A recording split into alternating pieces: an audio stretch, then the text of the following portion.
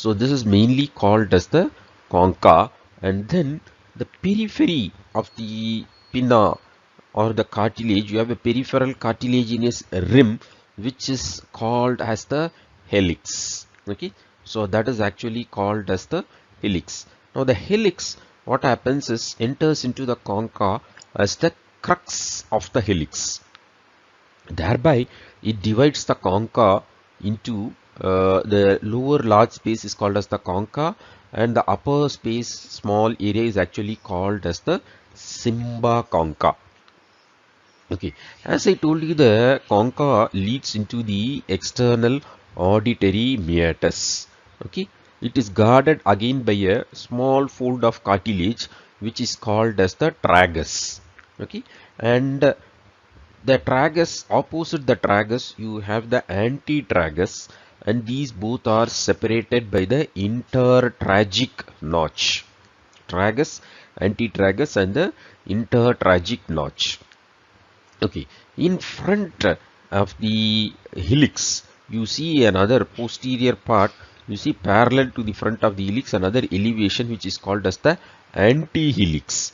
So that also what happens as it passes above, it forms the crux which splits to enclose a small area that is actually called as the triangular fossa. And the depression which you see between the helix and the antihelix, this depressed area is actually called as the scaphoid fossa. Okay, so that is actually called as the scaphoid fossa.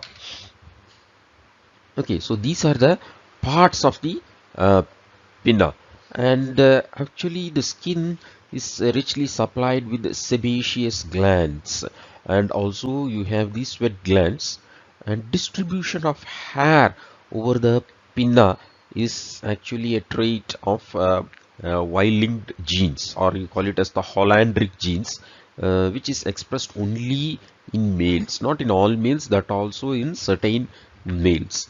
And in the helix, sometimes you will be able to see a tubercle which is actually called as the Darwin's tubercle. Okay, so that is also mainly is a genetic in appearance, because it is not seen in everyone. Only when certain genes are expressed, then you will be able to see that. Then of course the pinna is used for piercing the lobule of the ear, so where the earrings are actually pierced most commonly. And there are also other theories with respect to pinna, because it represents like a fetus, and there are various pressure points on the pinna.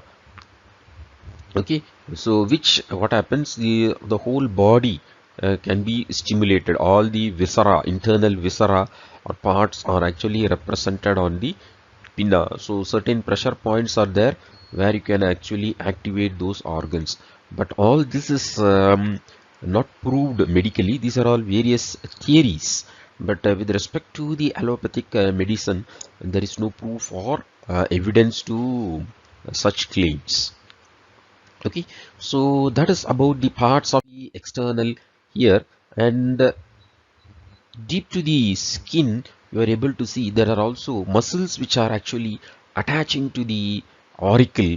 They are actually called as the auricularis superior, anterior, and posterior. So these muscles come under the muscles of the facial expression. So auricularis superior and anterior